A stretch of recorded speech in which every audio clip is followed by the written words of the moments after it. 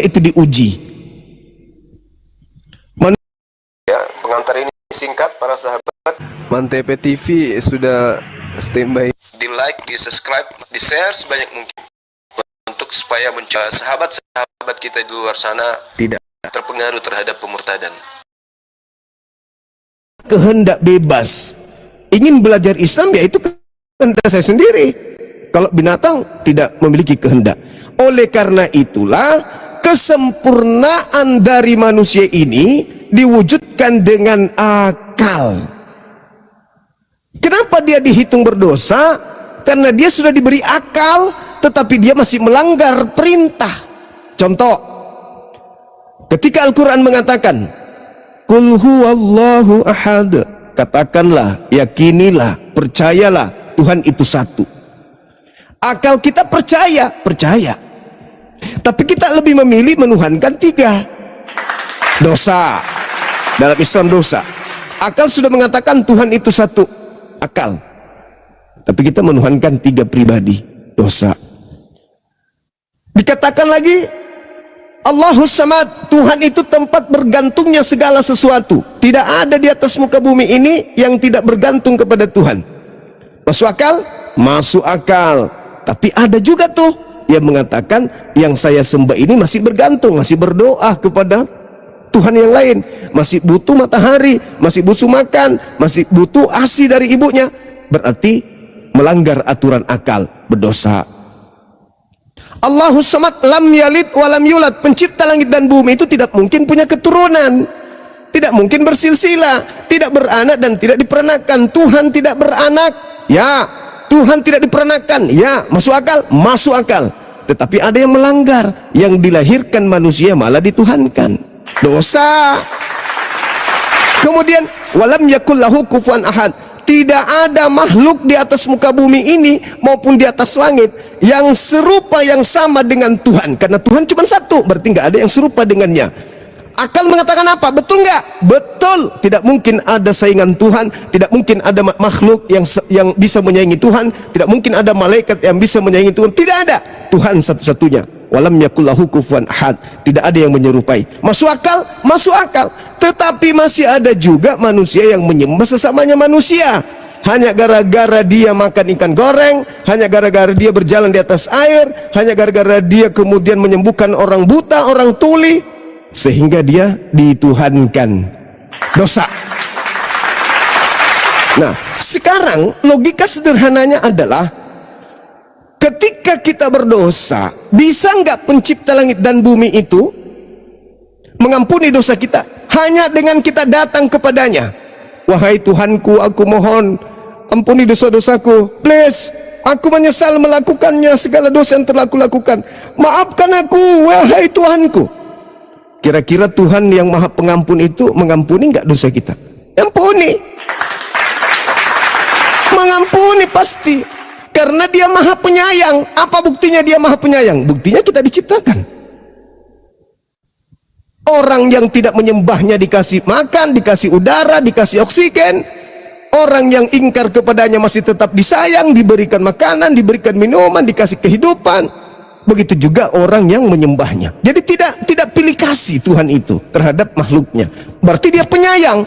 Nah, kalau makhluknya datang memohon ampun, berarti diampuni. Karena Tuhan itu maha pengampun, maha penyayang. Bertobatlah, bertobatlah, kata Yesus. Bertobatlah, bertobat. Kenapa Yesus meminta kita bertobat? Karena Tuhan itu maha penerima tobat. Nah, kalau Tuhan itu ternyata bisa mengampuni dosa hanya dengan kita memohon, kenapa justru dipercayai Tuhan turun ke bumi mati untuk nebus dosa? Jadi sekali lagi pertanyaan adik ini, kalau manusia itu sempurna, kenapa harus ada dosa? Justru karena berakal sehat sempurnalah, maka Tuhan menunjukkan jalan. Jangan kau lakukan ini dosa. Ini loh yang harus kamu lakukan supaya kamu masuk dalam surga. Coba, ada nggak perintah seperti itu kepada kera, kepada binatang? Nggak ada. Kenapa? Karena mereka tidak sempurna. Kesempurnaan itu hanya ada di kita. Kita berdosa bukan karena kita tidak sempurna, tapi karena kita melanggar. Apakah kita bisa punya kekuatan, punya kesempatan untuk tidak melanggar? Ada. Ada kesempatan supaya kita tidak berdosa, ada. Tetapi kita itu tadi dikasih nafsu, dikasih ujian, kita lah yang mau, itu pilihan sendiri. Bukan Tuhan yang memerintahkan kita berzina kan? Bukan Tuhan yang memerintahkan kita mencuri kan? Bukan Tuhan yang memerintahkan kita membunuh, bukan. Tapi kita sendiri yang mau. Berarti kesempurnaan itu ada di kita. Coba bayangkan, kalau manusia, ini sedikit lagi, coba bayangkan kalau kita diciptakan tidak punya potensi melakukan dosa. Apa kira-kira yang terjadi di bumi ini? Kalau tidak ada potensi melakukan dosa dalam diri kita, kira-kira kita seperti apa hidup? Seperti batu. Kenapa? Karena ketika tidak ada kejahatan, maka tidak ada kebaikan. Ada kebaikan karena adanya kejahatan. Jadi kejahatan inilah yang menjadi tolak ukur kita mengetahui apa yang baik. Kalau kejahatan tidak diciptakan, siapa yang mau jadi baik? Sedangkan baik itu tidak ada. Kenapa baik itu tidak ada? Karena tidak ada pembandingnya. Orang dikatakan tinggi karena ada yang disebut rendah. Orang bisa dibulat karena ada yang kotak. Bisa dikatakan kurus karena ada yang gemuk. Kalau semuanya kurus, ada nggak yang gemuk? Tidak ada. Kalau semuanya gemuk, ada nggak yang kurus? Nggak ada. Itulah kenapa manusia itu dikasih kehendak bebas dengan ujian. Karena kalau manusia tidak ada nafsu syahwat, siapa yang mau pergi kerja? Saya tidak akan pergi kerja, saya tidak akan membangun bisnis. Kenapa? Karena yang ada cuma kebaikan-kebaikan. Kenapa tidak bekerja? Toh Tuhan akan beri aku makan. Kenapa kamu tidak berobat? Toh saya pasti sehat. Saya tidak mungkin sakit. Karena tidak ada yang sakit, tidak ada yang berpikir membuat obat, tidak ada yang berpikir membuat alat berobat, tidak ada yang berpikir membuat rumah sakit. Karena tidak ada potensi untuk melakukan sesuatu, cuma baik, tidak ada yang akan membuat mobil, tidak ada yang bikin komputer, tidak ada yang bikin semuanya. Kita hidup seperti batu. Sekarang kalau tidak ada potensi dosa pada diri kita, lalu apa yang menarik kita untuk bekerja? Kan orang bekerja itu apa? Kalau saya tidak bekerja, anak saya lapar. Ya kan?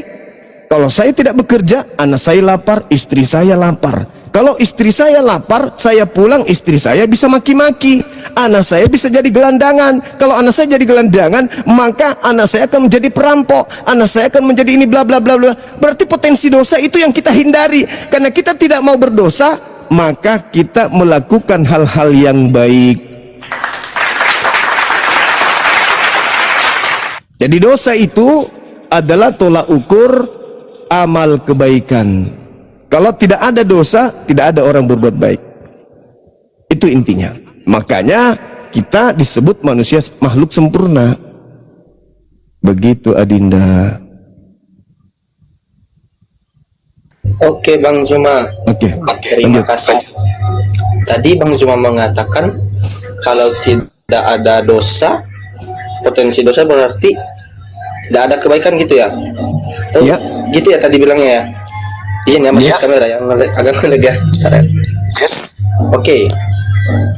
Itu Bang Zuma katakan artinya dosa ini berasal dari tumbuh dari diri seseorang itu sendiri atau bagaimana? Nah, contoh nih Bang Zuma. Kalau kami sebagai umat Kristen, awal mula dosa itu berasal dari Adam dan Hawa itu sendiri. Nah, jadi kami sebagai umat Kristen, kami ini keturunan Adam dan Hawa. Berarti dosa itu sudah ada sebelum kami lahir di dunia ini. Nah, meskipun kami dalam kandungan, kami sudah ada dosa karena kami keturunan Adam dan Hawa. Itu ya. Nah, yang Bang Zuma katakan tadi potensi dosa, berarti dosa itu muncul secara tiba-tiba atau bagaimana? Oke. Kalau dari kami tadi, kalau dari kami umat Kristen, itu berawal dari Adam dan Hawa. Oke. Nah, sekarang saya tanya sama Bang Zuma, di Islam ya, di Muslim ya, dosa itu muncul secara tiba-tiba atau bagaimana? Loh kan Bang Zuma tadi mengatakan potensi dosa, kalau nggak ada dosa berarti nggak ada kebaikan gitu ya? Ya. Itulah. Mohon dijawab Bang Zuma. Oke, oke. Bisa di-mute. Oke. Jadi gini, Tuhan menciptakan Adam alaihissalam itu dengan potensi-potensi. Potensi berdosa, potensi tidak berdosa. Coba Anda baca di dalam Kejadian 1:26, baiklah kami menciptakan manusia serupa dengan gambar kami untuk berkuasa di bumi, berkuasa terhadap ikan-ikan di laut, burung di udara, binatang di daratan. Betul? Betul itu ya? Oke. Jadi Adam itu ingin diciptakan oleh Tuhan untuk menaklukkan bumi. Itu dulu. Berarti Tuhan harus menciptakan manusia yang super. Tidak bisa menciptakan makhluk yang cuma besar di badan saja. Kurang besar apa gajah, tapi tidak bisa menaklukkan dunia. Ya kan? Kurang panjang apa ular, tidak bisa menaklukkan dunia. Tidak ada. Maka manusia ini dicipta dengan kesempurnaan akal, potensi. Nah, cara Tuhan mendeteksi bahwa makhluknya yang bernama Adam ini sudah cocok untuk turun ke bumi, menaklukkan bumi, harus diuji. Maka Adam kemudian diuji oleh pencipta langit dan bumi. Apakah dia punya keinginan untuk melakukan sesuatu yang aku larang atau tidak? Kalau ada potensi itu, berarti ini sudah sempurna nih makhluk. Sudah sempurna ini makhluk. Sehingga apa yang terjadi? Dia makan buah ilmu pengetahuan baik dan jahat. Selesai pekerjaan. Kenapa bisa demikian? Bayangkan saja nih, kalau Adam turun ke bumi menaklukkan alam semesta tapi dia tidak tahu baik dan jahat. Apa bedanya dengan kerah? Monyet, gorila. Monyet itu tahu nggak baik dan jahat? Tidak tahu. Bisa nggak monyet menaklukkan bumi? Tidak bisa. Tetapi manusia ketika diberikan kesempurnaan, dia bisa melakukan yang jahat, dia bisa melakukan yang baik, tapi untuk memfilter baik dan jahat, Tuhan berikan dia akal. Ini akal aku berikan samamu supaya kau tahu ini yang jahat, ini yang baik. Setelah kau tahu baik dan jahat, kalau kau melakukan pelanggaran kau berdosa, jika kau melakukan kebaikan maka kau mendapatkan pahala kebaikan. Turun ke bumi, taklukkan bumi. Turun. Maka apa yang terjadi? Setelah dia turun ke bumi, pertama apa ya? Dia lakukan apa? Menghindarkan diri dia dan istrinya dari sinar matahari. Bikin rumah. Menghindarkan diri mereka dari hujan, bikin rumah, bikin tempat tinggal. Untuk mengisi perut mereka, mereka menanam, mereka bercocok tanam, mereka menjadi nelayan. Karena akal. Kenapa bisa demikian? Karena dia sudah dibekali pengetahuan baik dan jahat. Ini baik, ini jahat. Ini tidak baik, ini adalah baik. Turunlah ke bumi, dia taklukkan alam semesta ini. Seperti yang ada kita rasa hari ini. Kalau manusia lurus-lurus saja, bagaimana? Siapa yang mau cari duit? Kita akan hidup seperti monyet. Monyet sudah hidup ribuan tahun gak bisa cari duit. Belum ada pernah kita lihat ada monyet jualan di pasar, transaksi jual beli. Monyet naik motor, monyet main laptop, gak pernah. Kenapa? Karena dia tidak punya potensi. Sekarang kalau manusia itu tidak punya potensi berdosa, ya sama seperti monyet, kerah. Justru karena manusia punya potensi dosa, manusia bisa memilih ini baik, ini jahat, ini tidak boleh, ini boleh.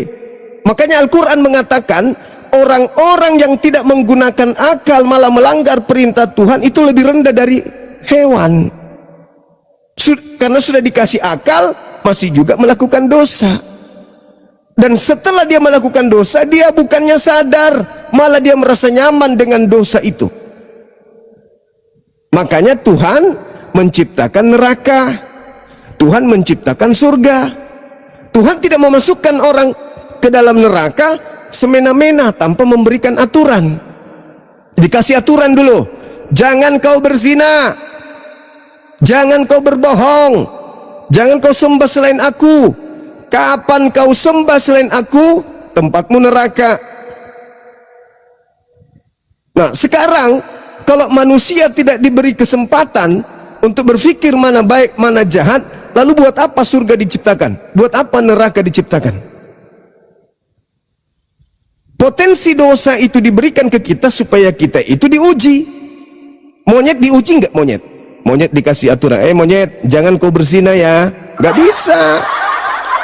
Karena tidak ada potensi berdosa di dia. Manusia ada potensi berdosa, makanya manusia itu pakai baju, menjaga auratnya, menjaga lisannya, menjaga sikapnya, mereka beribadah. Kalau manusia itu tidak diberi potensi berdosa, kita hidup, siapa yang kuat itu yang bertahan hidup. Siapa yang jago itu yang bertahan hidup. Tapi karena kita diberi potensi untuk berdosa, kita menjaga diri. Jangan melakukan ini yang kita harus lakukan. Jangan lakukan ini yang harus kita lakukan. Kita berkarya karena itu. Coba kalau Tuhan tidak memberikan aturan ke kita. Kan orang berdosa itu karena ada aturan kan? Iya kan? Manusia disebut berdosa karena ada aturan yang dilanggar, betul? Nah, coba kalau tidak ada aturan. Tidak usah terlalu jauh dulu. Di Indonesia kalau tidak ada aturan lampu merah, berapa yang harus tabrakan tiap hari? Karena masing-masing manusia itu ego.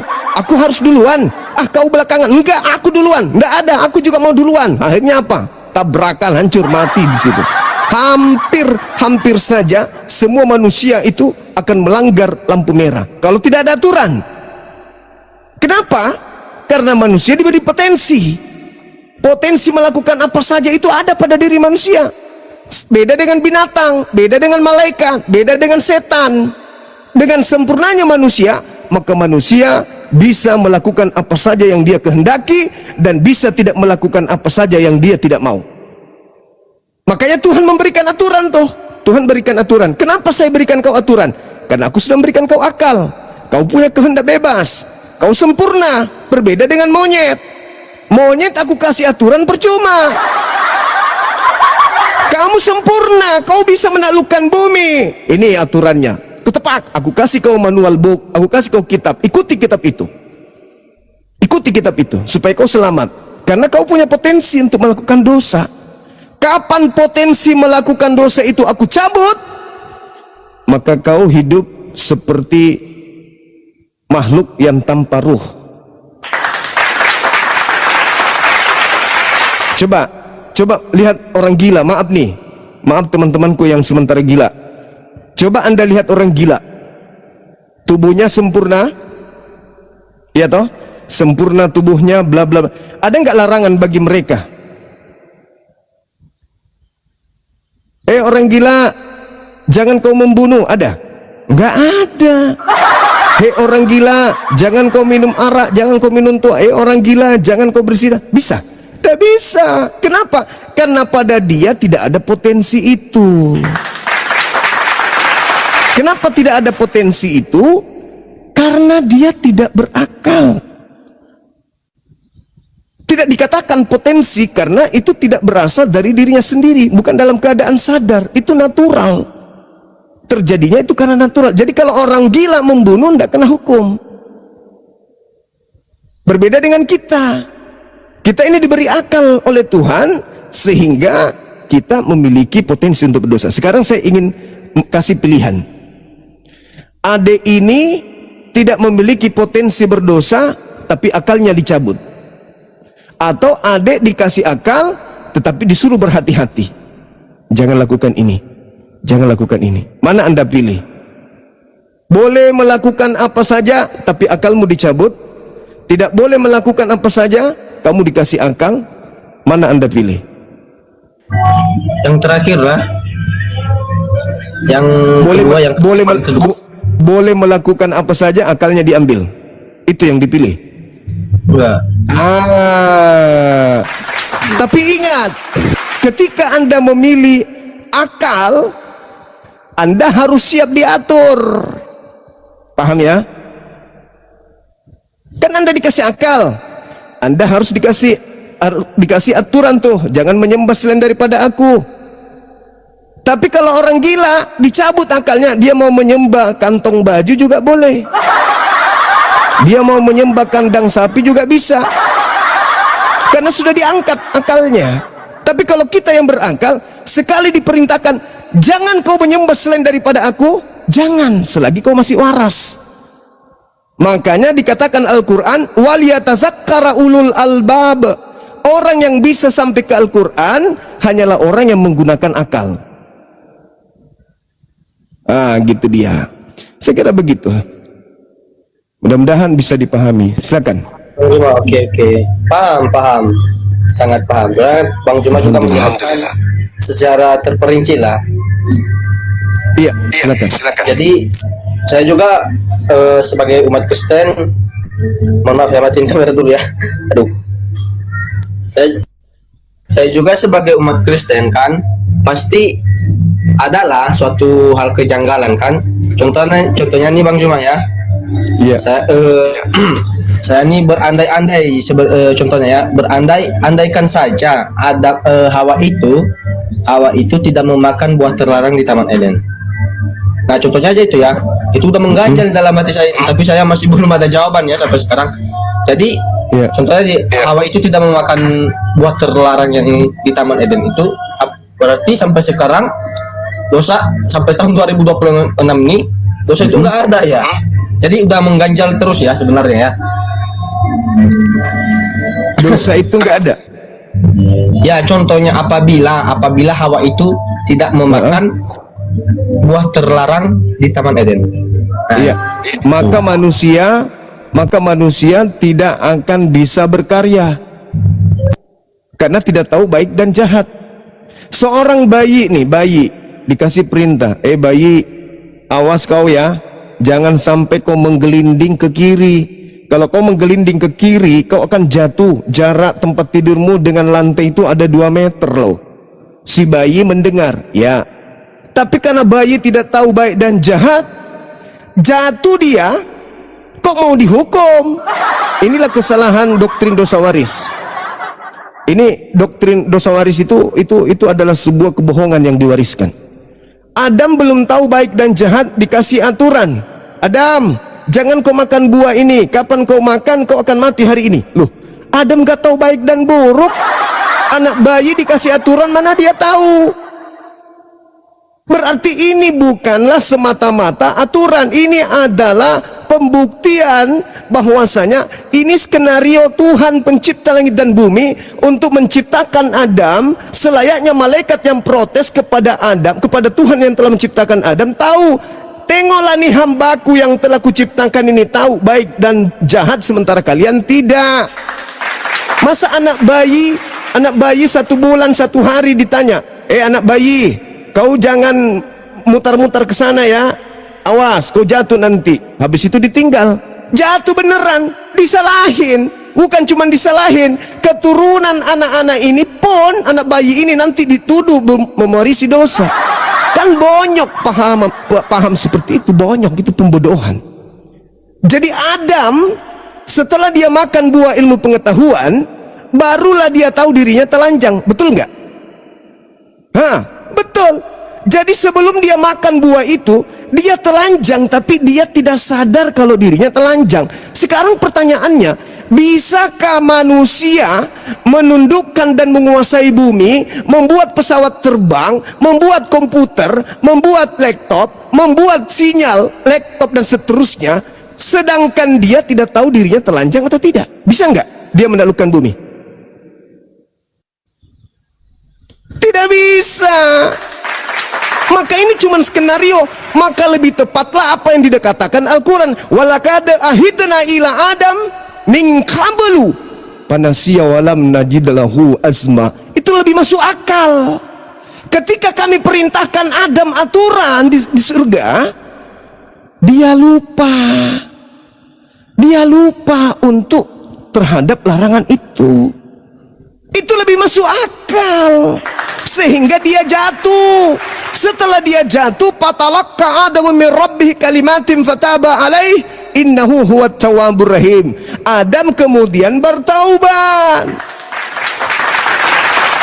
Itu yang rasional. Aku hilaf ya Allah, aku lupa, aku lalai, aku betul-betul lalai sehingga aku makan, dan itu pengaruh iblis, bukan karena keinginanku sendiri. Itu lebih masuk akal daripada seorang bayi disuruh jangan kau makan kacang, begitu dia makan kacang giginya belum ada, kena muntaber, seluruh keturunannya miliaran manusia kena muntaber semua. Pembohongan, pembodohan. Jadi Al-Quran mengatakan, aku beri perintah kepada Adam, tapi dia lalai, dia khilaf, dia lupa. Maka kita saja kepada anak kita, kenapa kau aku lupa Pak, aku lupa Abah, dimaafkan nggak? Dimaafkan. Lo masa keturunannya yang belum lahir juga menanggung dosa? Ini pekok. Doktrin hanya sekedar ingin menjual korban yang mati disalib, penebus dosamu loh, penebus. Itu ada yang menjual itu, membodohi manusia. Itu yang ada di dalam Al-Quranul Karim. Jadi ketika kemudian Adam sudah melakukan itu, beliau sudah layak turun ke bumi. Wah, ini makhluk luar biasa. Karena di Islam itu, wa iz qala rabbuka lil malaikati inni ja'ilun fil ardi khalifah. Qalu ataj'alu fiha may yufsidu fiha wa yasfiku ad-dima wa nahnu nusabbihu bihamdika wa nuqaddisu lak. Qala inni a'lamu ma la ta'lamun. Malaikat dikumpul, kumpul malaikat. Tuhan lalu berkata kepada mereka, aku Tuhan hendak menciptakan seorang pemimpin di atas muka bumi bernama Adam, manusia. Malaikat protes, kenapa kau ingin menciptakan lagi makhluk di bumi? Manusia itu nanti kerjanya hanya perang, pertumpahan darah. Apa kata Allah? Inni a'lamu ma la ta'lamun. Kau diam wahai malaikat, aku lebih tahu daripada engkau. Aku ini Tuhan, aku yang tahu, kau tidak tahu apa-apa. Diciptalah Adam, kun fayakun, dicipta Adam. Setelah Adam dicipta, Allah berpaling kepada malaikat, hei malaikat, kau sujud menghormat kepada Tuhan, kepada makhluk yang telah kuciptakan dengan tanganku sendiri. Di antara mereka ada yang tidak mau. Itulah yang masuk dalam golongan iblis, yang tidak mau sujud menghormat kepada ciptaan Allah. Kenapa kau tidak mau sujud? Apa katanya? Yang malaikat yang jatuh ini, aku nggak mau. Ana khairum min, saya lebih baik dari mereka.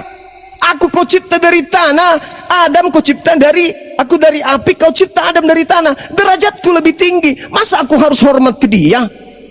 Kamu beneran tidak mau? Enggak mau. Ya sudah, kalau begitu kau keluar dari sini, keluar dari jannah. Iblis yang mengatakan, oke, aku siap menanggung, tetapi izinkan saya minta permintaan, satu permintaan. Apa? Panjangkan umurku supaya aku buktikan bahwa Adam itu tidak layak untuk aku hormati. Adamlah yang harus hormat kepadaku. Aku berikan umur panjang kepadaku, tangguhkan usiaku, akan aku buktikan kepadamu wahai Tuhan bahwa Adamlah yang harus hormat kepadaku, bukan aku yang harus hormat kepada dia. Tuhan mengatakan apa? Oke.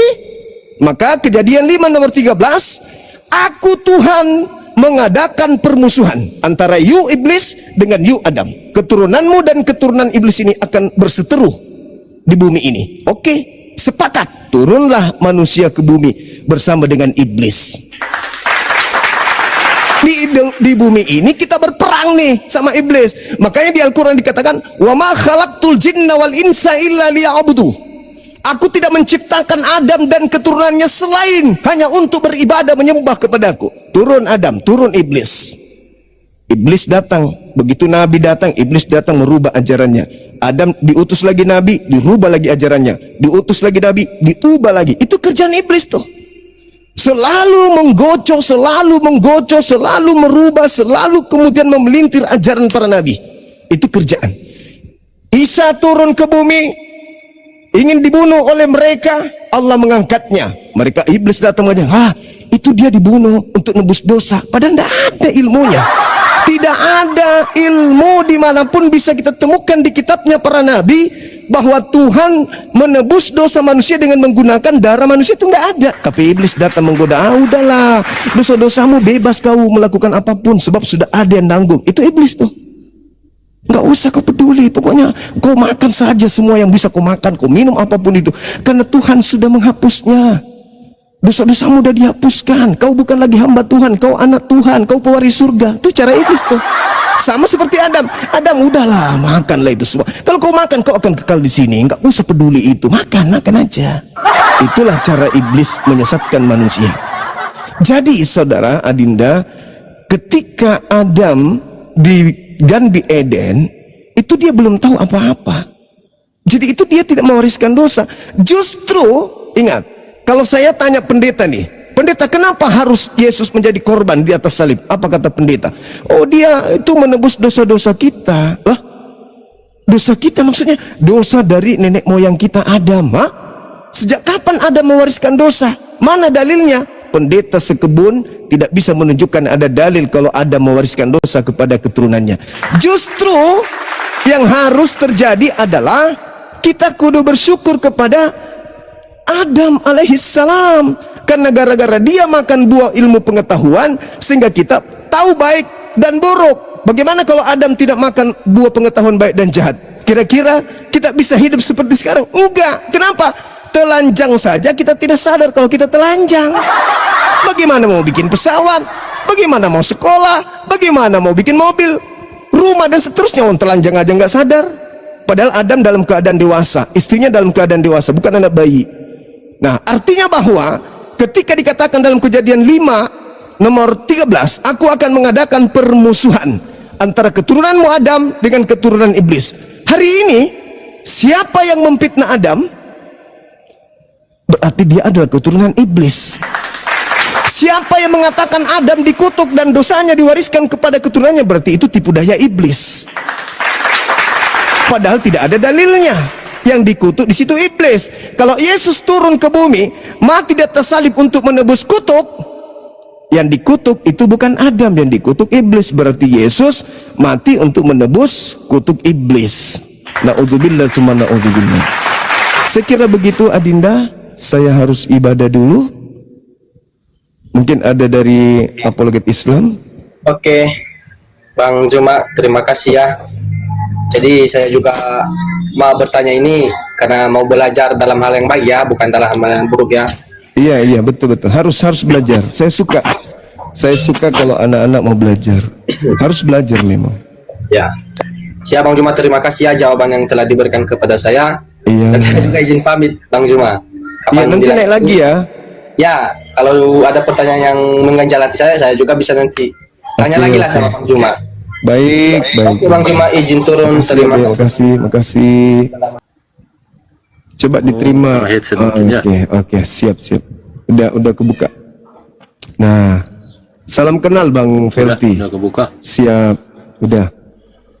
Oke, Salam kenal. Topik tentang apa ini, Bang? Ya. Terkait dengan pernyataan Yesus yang mengatakan, aku memang harus pergi, setelah aku pergi akan datang roh kebenaran yang akan memuliakan aku. Nah, kulihat di dalam Al-Quran kami bahwa Nabi Isa itu diceritakan di dalam Al-Quran bahwasanya beliau diberkati dimanapun beliau berada.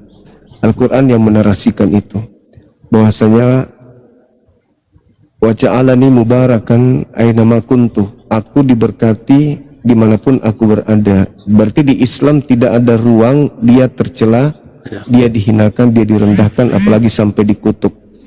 Nah, saya justru melihat di pengajaran Paulus, khususnya di Galatia 3:13, di situ justru Yesus mati dengan jalan kutuk karena ada tertulis, terkutuklah orang yang mati di atas tiang salib. Nah, apakah ini bentuk kemuliaan untuk Yesus atau gimana menurut abang saya ini? Silakan. Gini bang, Ya, itu kan pernyataan dari Rasul Paulus tentang Tuhan Yesus. iya, Itu bukan pengakuan sendiri dari Tuhan Yesus. Itu pernyataan dia sesuai dengan pengertian yang dia berikan. Beda dengan yang dikatakan dalam Al-Quran. Itu dikatakan langsung oleh Allah bahwa memang Yesus itu dimuliakan. iya, Bedakan perkataan Allah dengan pandangan dari manusia menurut Rasul Paulus. Kan beda. iya, iya, iya, iya, betul. Tapi itu menyangkut tentang apa yang Rasul Paulus mengerti tentang apa yang pekerjaan Yesus di bumi, karena dia memiliki pekerjaan di bumi. Itulah sebabnya pekerjaannya ketika dia mau meninggal di salib, sebelum dia meninggal dia bilang sudah selesai. Itu berhubungan dengan pekerjaannya.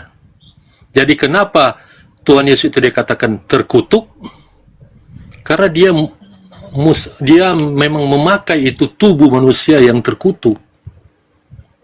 Karena kalau dia tidak memakai tubuh manusia yang terkutuk, dia tidak bisa mati. Jadi Rasul Paulus bilang dia terkutuk karena dia memakai tubuh manusia yang terkutuk. Itulah sebabnya dia bisa mati. Kalau dia pakai dengan kealahannya dia sebagai Tuhan, dia datang sebagai Tuhan, maka dia tidak akan bisa mati. Jadi yang terkutuk tubuh manusianya yang memang digunakan itu. Iya. Yang Boleh pingin, itu, Bang. Begitu. Oke, makasih bang. Yang pingin saya gali lebih jauh, Ya. kan Yesus mengatakan roh kebenaran itu ketika dia datang dia memuliakan aku. Artinya kalau roh yang datang kepada Nabi Muhammad kan mengajarkan di situ bahwa wa ja'alani mubarakan ainama kuntu, aku diberkati di mana saja aku berada. Berarti roh yang datang kepada Nabi Muhammad ini memuliakan Nabi Isa dalam pandangan Islam. Nah, sedangkan Ya, terlontar ajaran Paulus yang mengatakan Kristus menebus dosa dengan jalan kutuk di atas tiang salib. Ini roh apa kok bisa orang yang dikasihi malah diajarkan mati dengan jalan kutuk gitu? Ilmunya dari mana sehingga Paulus bisa mengatakan bahwa Yesus ini mati dengan jalan kutuk? Berarti tidak memuliakan karena mengatakan dia terkutuk. Seperti itu bang. bukan itu tadi bang, kita bilang ini pengertian tentang kerohanian. Makanya Rasul Paulus itu dia mengerti tentang pekerjaan dari apa yang Yesus lakukan di bumi. Itu pekerjaannya. Nah, masing-masing punya pekerjaan bang. Nabi Muhammad itu punya pekerjaan, Yesus itu punya pekerjaan. Tapi bedanya begini bang, Nabi Muhammad diutus kepada bangsa kafir, kepada bangsa jahiliyah. Pengajarannya beda. Isa Al-Masih diutus kepada orang yang taat beragama. Nah, turun sampai kepada Rasul Paulus itu bukan, itu orang yang taat beragama. Jadi pelajaran situ itu beda. Itu yang bedanya bang. Jadi kalau kita memahami kenapa itu roh mengatakan bahwa Yesus itu terkutuk, karena pelajaran beda. Ini bang, boleh bang? Iya, iya. Dapat bahwa Nabi Muhammad diutus kepada bangsa jahiliyah, sementara Isa Al-Masih diutus kepada orang yang beragama, taat beragama. Rasul Paulus juga begitu. Disampaikan kepada orang yang taat beragama. Gitu. Yesus itu di dalam kitab Matius 15 mengatakan, aku diutus kepada domba sesat. Kan gitu. Jadi Yesus datang untuk orang-orang berdosa, bukan untuk orang-orang yang taat beragama. Itu kata Yesus sendiri. Kemudian ini bukan pola Nabi Muhammad dengan ajarannya, enggak, tapi polanya adalah kembali ke Yesus. Yang kita cari ini adalah roh kebenaran ini. Roh kebenaran ketika datang mengajarkan memuliakan Yesusnya. bukan menghinakan Yesus, tapi memuliakan Yesus. Yohanes 6 nomor 12 13, apabila roh kebenaran itu datang, Yohanes 16, di situ dikatakan bahwa apabila roh kebenaran itu datang, maka dia akan memuliakan aku. Selepas Yesus berbicara seperti itu, ada dua pengajaran yang muncul setelahnya, yaitu Kristen dan juga Islam. Artinya bahwa kalau roh kebenarannya bekerja di Kristen, pertanyaannya muncul, kenapa di Kristen diajarkan bahwasanya Yesus itu adalah manusia yang mati di atas tiang salib, dikutuk oleh Elohim? Kok dia dikutuk?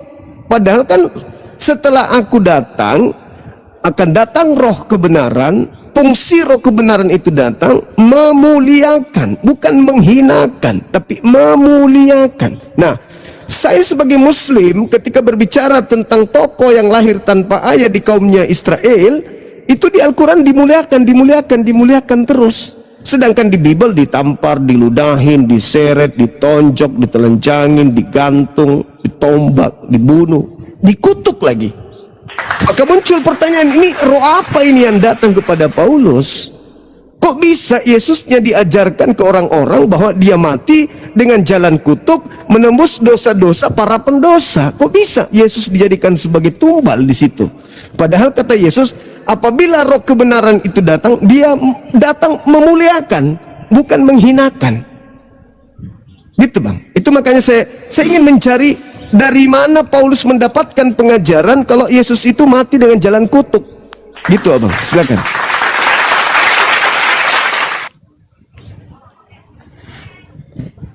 Ini bang, gimana ya? Tadi kan sudah saya katakan, itu roh yang menyampaikan bahwa Yesus mati dengan kutuk, itu menjelaskan pekerjaan dari Tuhan Yesus. Jadi kenapa dia harus mengalami penderitaan, harus dihina, dipukuli caci, disalib? Itu pekerjaannya itu bang, pekerjaan dari Tuhan Yesus. Karena pekerjaannya dia ujungnya itu sampai ke situ, karena dia memang harus mengalami maut. Dia harus mengalami maut untuk itu. Itu kalau kita baca di Alkitab, Yesus sendiri bilang kepada Petrus ketika Petrus memotong telinga Maltus, Yesus bilang begini, sangkamu aku tidak dapat memanggil sepasukan malaikat untuk membantu aku? Jadi abang lihat di sini, Tuhan Yesus itu bisa memanggil malaikat untuk membantu dia. Tapi itu dia biarkan itu.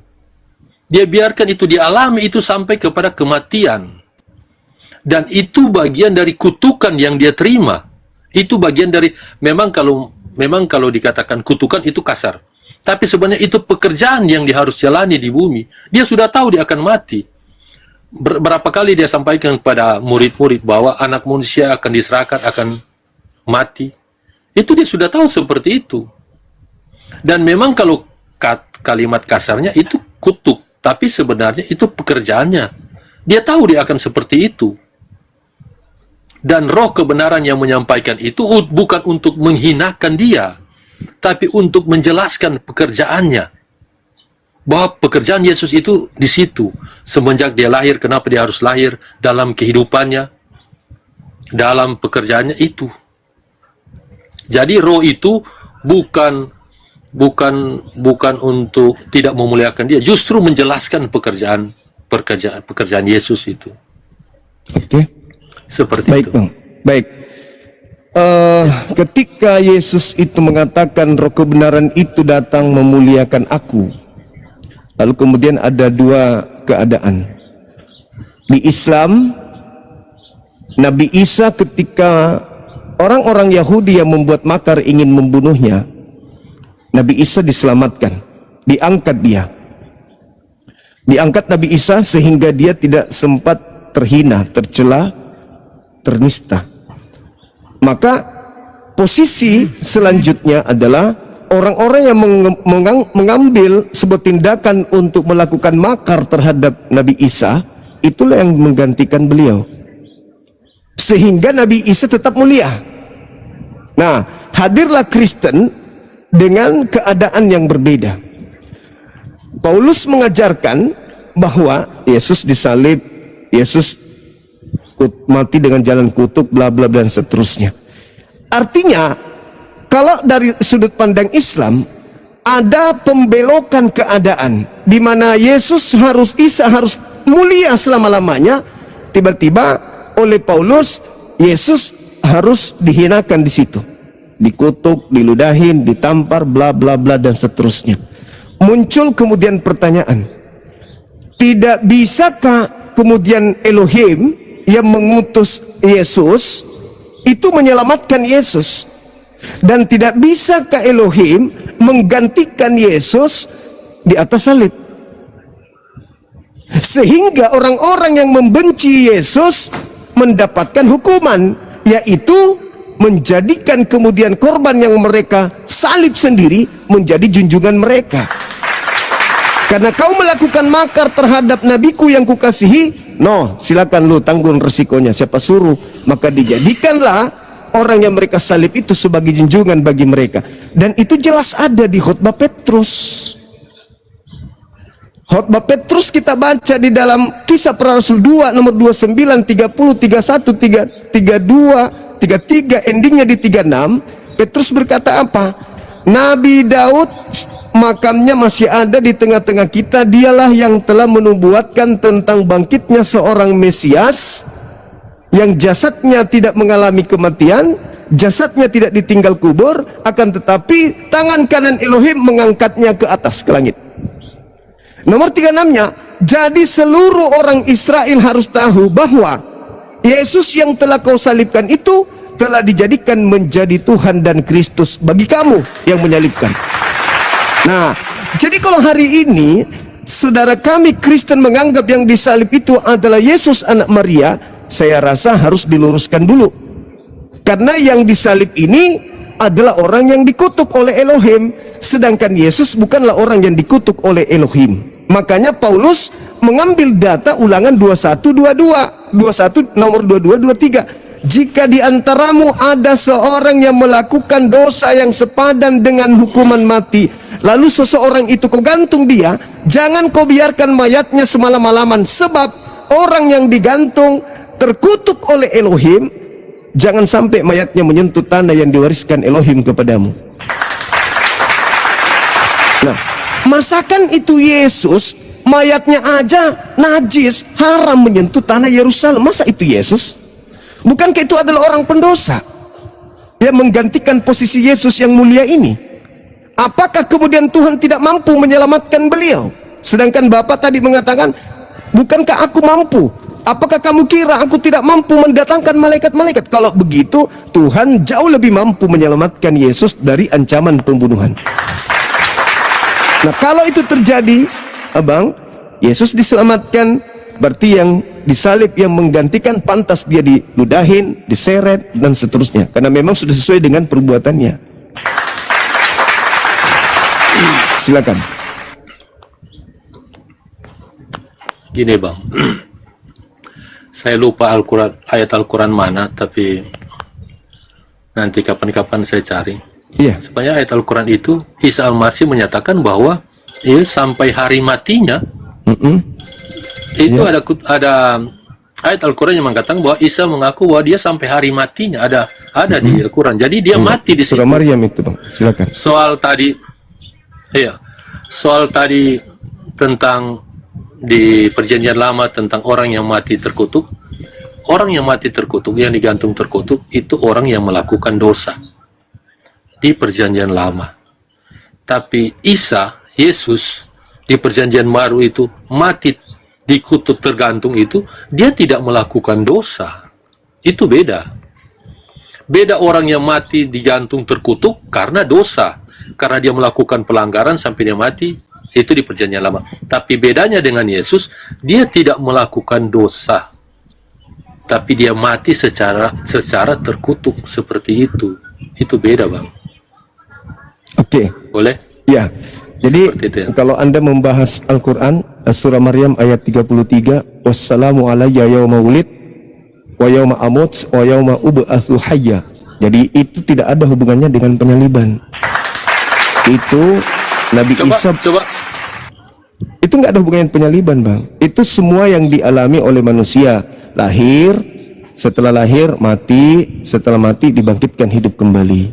Jadi itu tidak ada hubungannya dengan penyaliban. Mati. Ya, semua manusia akan mengalami 3 fase itu. Yesus pada saat bayi, beliau berdoa seperti itu di depan orang-orang Yahudi yang telah memfitnah dia sebagai anak zina. Nah, kemudian kembali kepada yang tadi abang saya mengatakan bahwa Yesus tidak seperti di dalam perjanjian lama Ulangan 21. Tapi sayangnya Paulusnya yang mengarahkan ke situ. Galatia 3:13, sebab ada tertulis, terkutuklah orang yang digantung di atas tiang salib. Berarti Paulus yang mengarahkan ke Ulangan. Nah, sekarang permasalahannya ini akan semakin berat kalau ternyata Yesus tidak melakukan dosa, lalu disalib, lalu menanggung kutuk. Ini ajaran apa yang bisa menerima ini? Sedangkan Tuhan Elohim mengatakan, jangan kau membunuh orang yang tidak bersalah, jangan kau membunuh orang benar, sebab aku Tuhan tidak akan membenarkan orang yang bersalah. Amsal 6:16, 6 perkara yang dibenci oleh Tuhan, bahkan 7 kekejian di dalam hatinya, yaitu menumpahkan darah orang yang tidak bersalah. Berarti kalau Yesus benaran yang ditombak, Yesus benaran yang dibunuh, itu kebencian, itu kekejian bagi Tuhan. Bagaimana mungkin satu kekejian bisa menghapuskan dosa-dosa para pendosa? Ini adalah konsep yang keliru. Satu bagian yang tidak kemudian berkesesuaian dengan bagian yang lain. Kematian Yesus bagi Tuhan adalah kekejian, perkara yang dibenci. Sedangkan menyelamatkan orang-orang Kristen pendosa dari dosa-dosanya dengan menumbalkan orang benar, itu adalah sesuatu yang melanggar apa yang Tuhan rencanakan. Keluaran 23:7-8. Jangan kau membunuh orang benar, jangan kau membunuh orang yang tidak bersalah, sebab aku Tuhan tidak akan membenarkan orang-orang yang bersalah. Pola kekristenan dalam ajaran Paulus itu keliru besar. Nah, ini makanya sekali lagi saya masih mencari data apa sebabnya Paulus berani mengatakan Yesus orang mulia ini mati dengan jalan kutuk. Hanya gara-gara ingin menyenangkan orang-orang yang ada di Galatia, orang-orang yang ada Roma, orang-orang yang ada di Korintus. Paulus rela mengatakan Yesus mati dengan jalan kutuk. Apa sebabnya? Bukankah beliau orang yang dikasihi? Bukankah dia adalah orang yang diberi kemuliaan sejak sebelum dunia dijadikan? Terus kenapa bisa Paulus mengatakan dia mati dengan jalan kutuk? Hanya gara-gara supaya dia mendapat jempol dari orang-orang Roma dan Yunani. Gitu loh Pak. Itu pertanyaan saya. Dari mana Paulus mendapatkan pola bahwa Yesus orang benar itu dikutuk hanya untuk menyelamatkan orang-orang Romawi dan Yunani? Silakan. Oke. Gini Bang, Al-Quran menyatakan bahwa Isa Al-Masih itu tidak ada dusta. Dia orang yang jujur. Nah, pernyataan dalam surat Al-Maidah itu, Isa Al-Masih mengatakan bahwa dia hidup sampai mati dan bangkit. Kan kalimatnya seperti itu. Di situ ada mati Bang. Itu perkataan dari Isa Al-Masih. Kalau dia tidak mati, berarti perkataannya dusta. Iya kan? Nabi Isa kalau dia mati. Sementara dia, iya, Nabi Isa kan menyatakan bahwa dia akan hidup, mati dan dibangkitkan. Ya. Tapi kalau dia tidak mati, berarti perkataan Nabi Isa itu dusta. Oke. Menurut Al-Quran, berarti dia dusta. Terus soal tadi abang bilang bahwa Tuhan itu mengatakan jangan membunuh orang benar, jangan. Ini disampaikan kepada orang yang benar. Orang yang mengikuti perintah Tuhan itu adalah orang yang benar. Yesus itu mati di tangan orang yang salah. Orang yang tidak mengikuti perintah Tuhan. Beda Bang. Kan kalau Tuhan katakan jangan membunuh orang benar. Iya.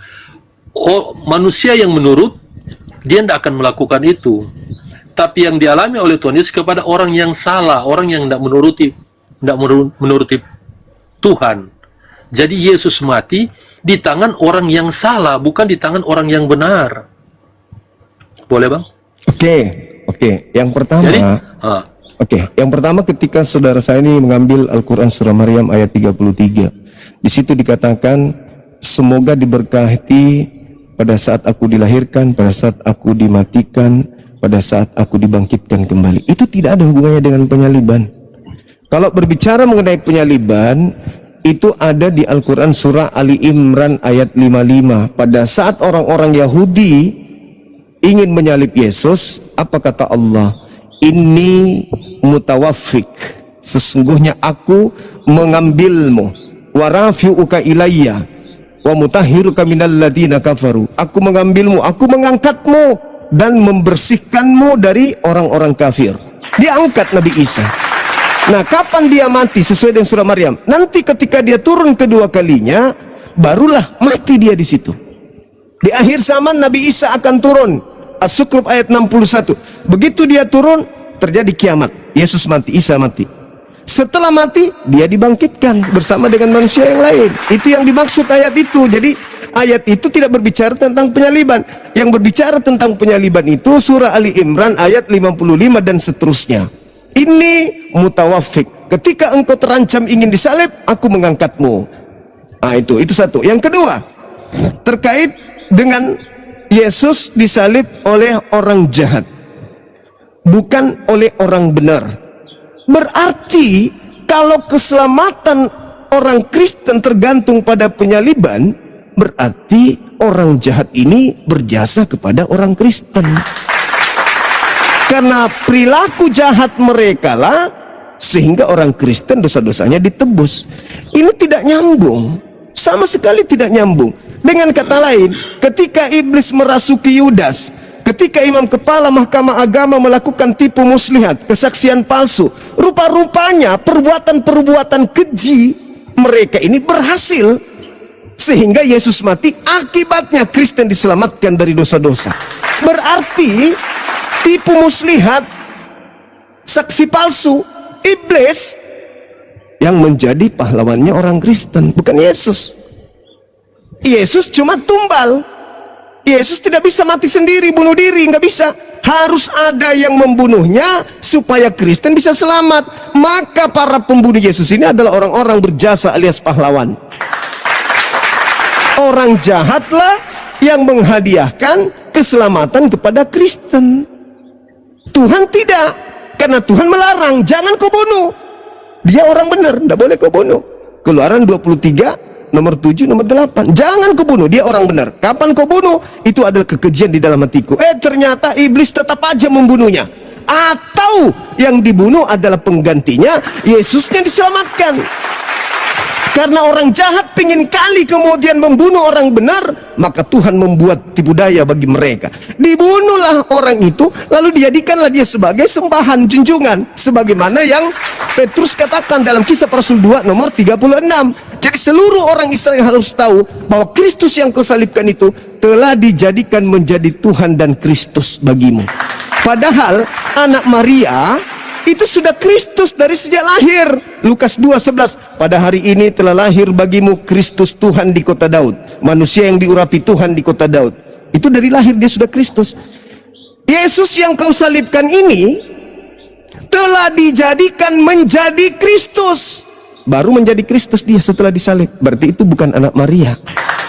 Maka benarlah kata Al-Quran bahwa wa ma qatalu wa ma salabu walakin syubbiha lahum. Mereka tidak membunuh Nabi Isa, tidak menyalibkan, melainkan orang yang diserupakan dengan Nabi Isa.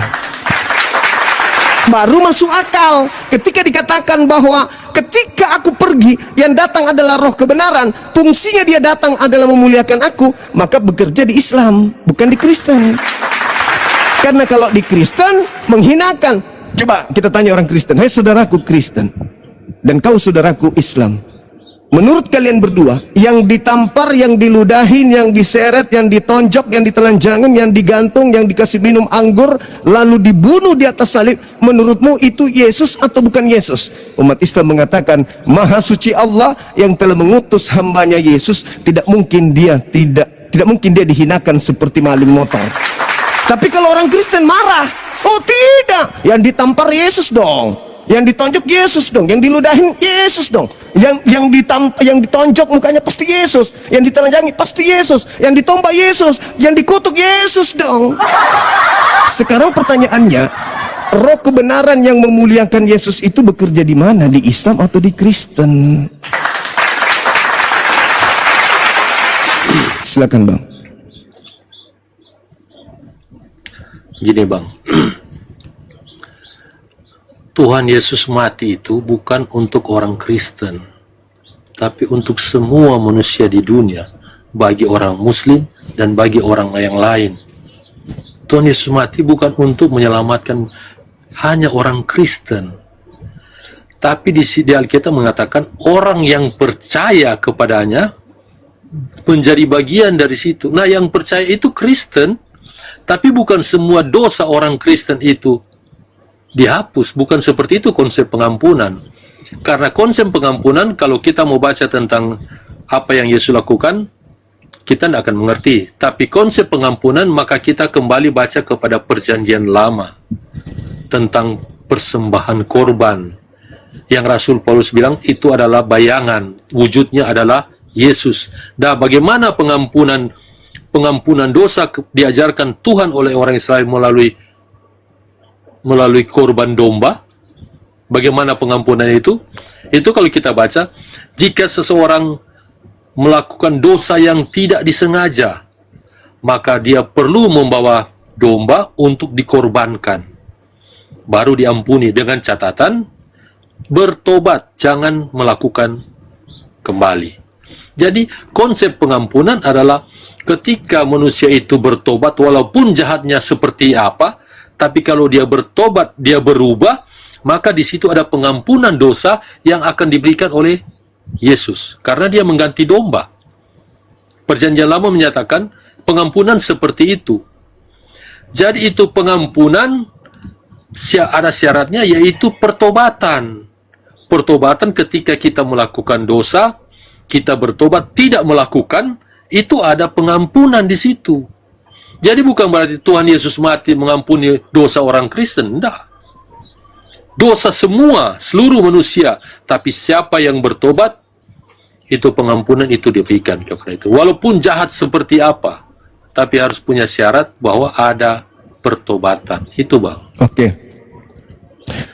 Jadi itu ya Abang sampaikan ini adalah doktrin. Saya hargai itu doktrin, itu dogma yang tak berdata terhadap kitabnya orang Yahudi, bahwa dosa ditebus dengan darah manusia. Itu ajaran Dewa Molok. Kalau orang Yahudi, Imamat 1 nomor 2, katakanlah kepada orang Israel ketika mereka ingin melakukan penebusan dosa, hendaklah mereka melakukan korban berupa domba, kambing, sapi, lembu. Nah, itu bukan manusia, bukan manusia. Lalu Yesus mengatakan dalam Matius 8 nomor 4, perlihatkanlah diri kalian kepada imam, persembahkanlah persembahan seperti apa yang diperintahkan Nabi Musa. Binatang pastinya, bukan manusia. Nah, kita lihat polanya nih. Kalau kita berbicara apa sih fungsi Yesus itu diutus di bumi, kita lihat di dalam Yohanes 3 nomor 16. Begitu besar kasih karunia Tuhan akan dunia ini, sehingga ia menganugerahkan hambanya yang tunggal. Barang siapa yang percaya kepada Yesus tidak binasa, melainkan memperoleh hidup yang kekal.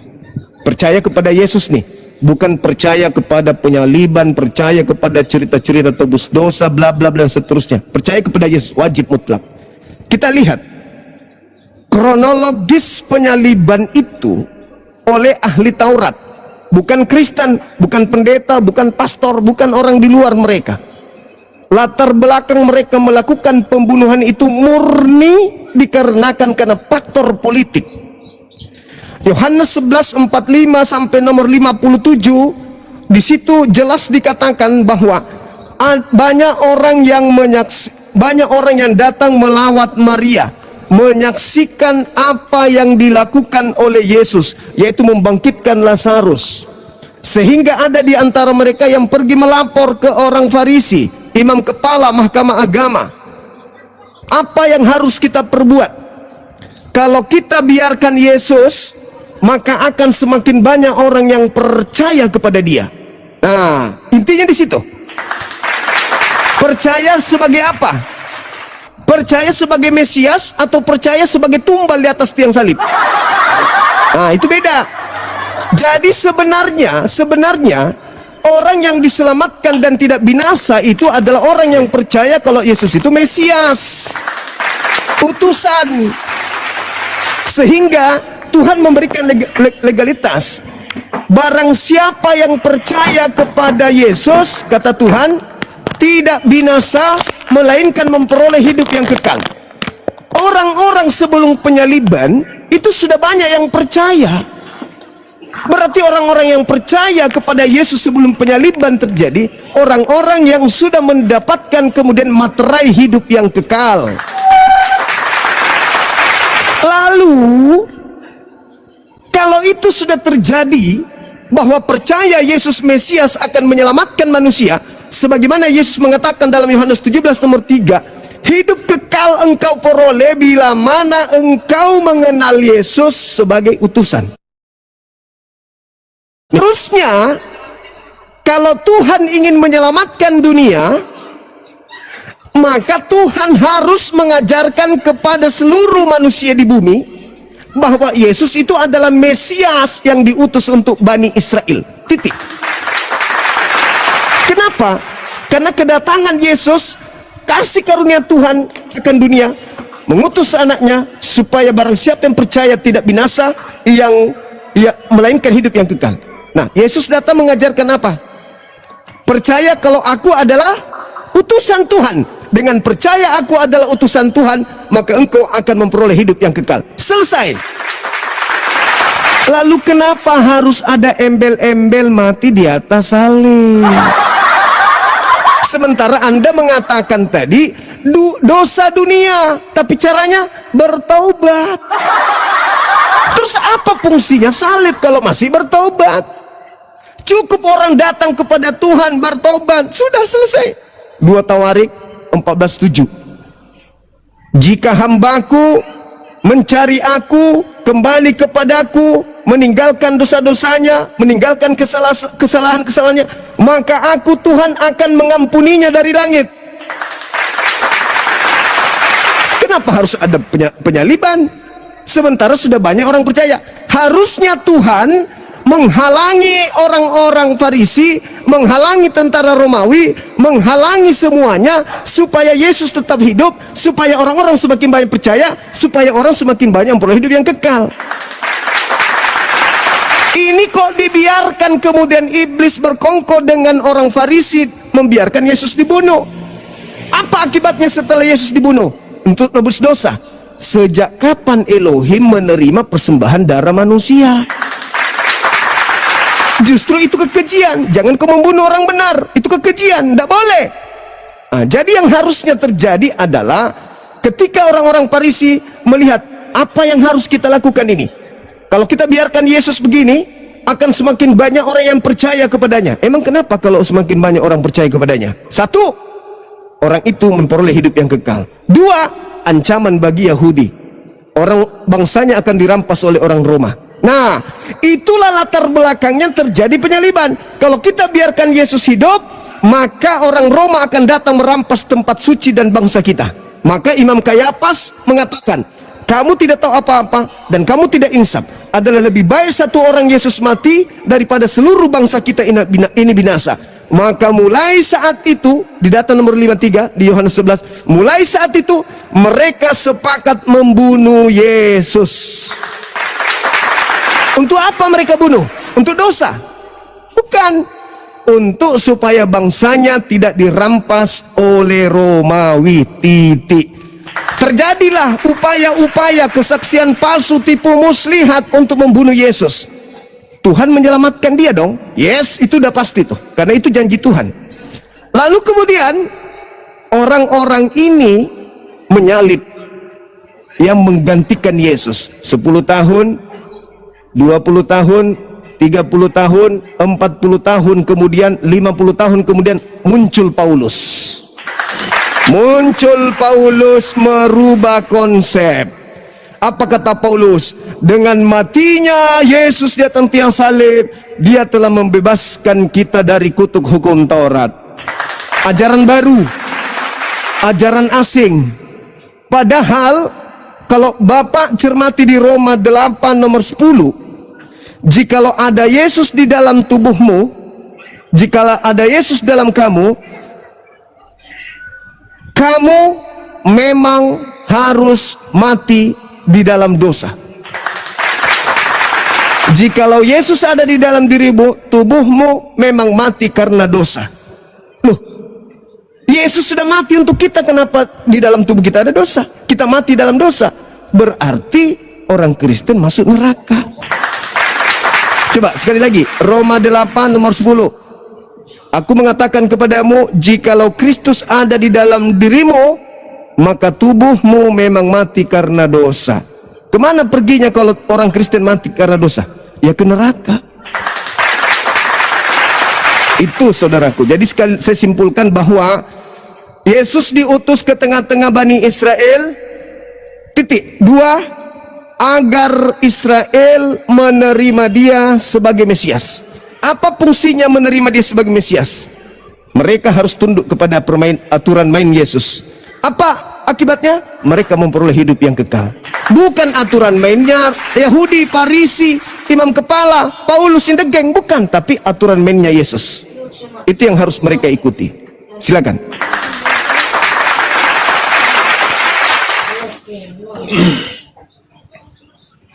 Gini Bang, menurut Yohanes 3:16, karena begitu besar kasih Allah akan dunia ini, sehingga ia telah mengaruniakan anak yang tunggal, supaya setiap orang yang percaya kepadanya tidak binasa.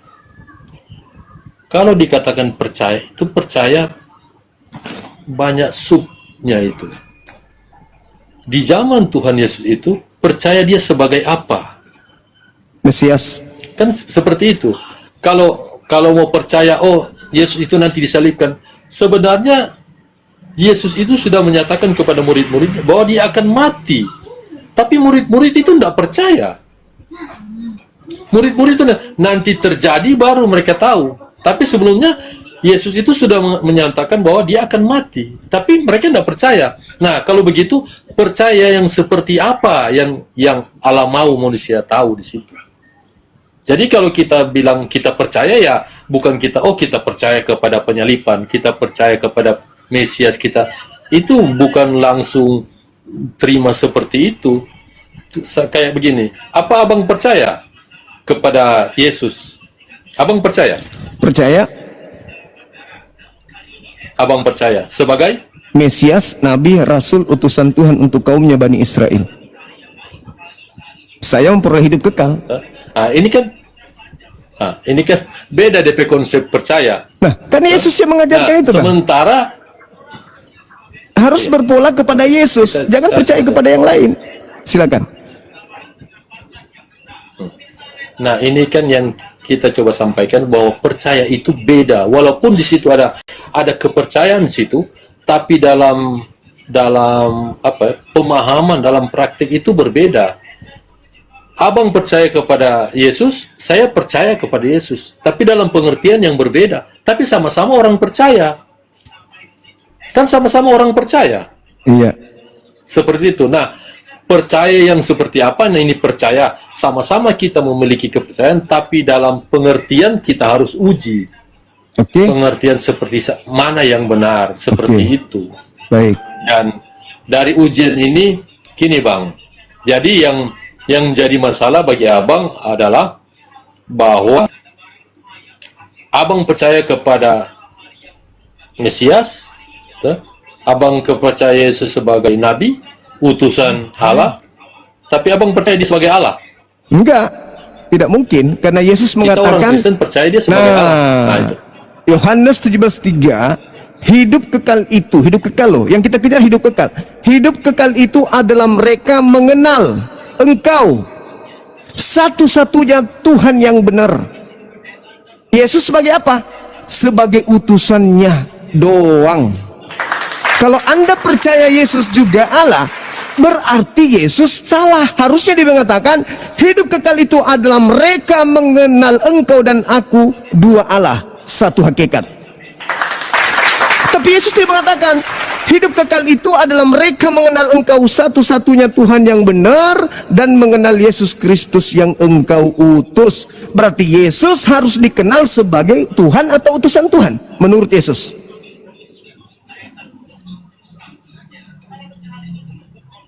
Gimana Bang? Memang seperti itu, Bang. Seperti itu maksudnya Yesus, menurut Yesus hidup kekal kita peroleh dengan cara mengenal Yesus sebagai utusan Tuhan atau sebagai Tuhan menurut Yesus. Begini Bang, mari kita coba kita lihat apa yang Al-Quran sampaikan. Iya, silakan.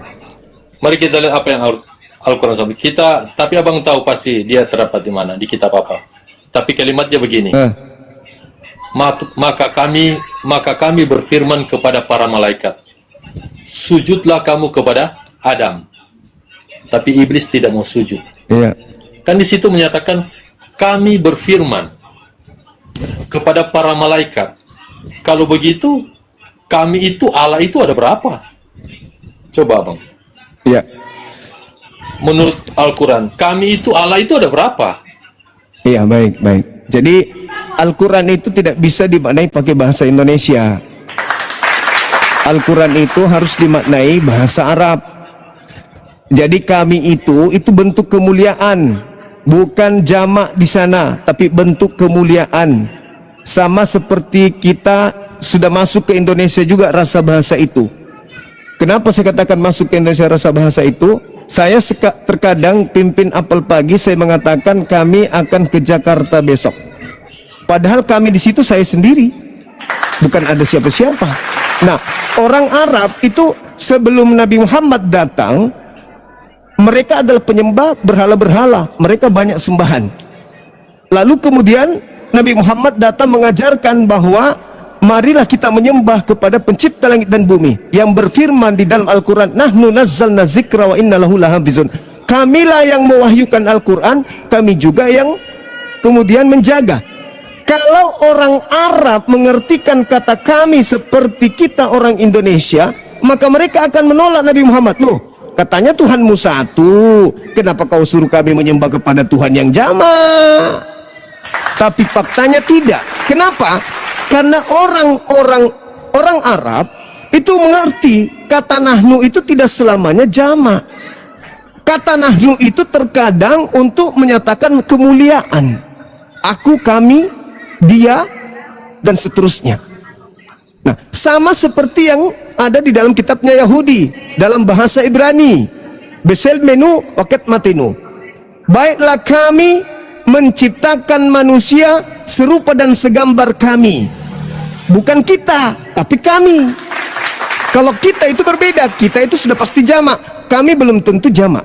Dan satu hal, ketika Tuhan dalam Al-Quran meminta hambanya menyembah, dia tidak pernah mengatakan sembahlah kami, tapi selalu mengatakan sembahlah aku. Tidak pernah mengatakan kata kami. Tetapi kalau dikatakan kamilah yang mewahyukan, kamilah yang menjaga, kami yang telah, itu kemuliaan.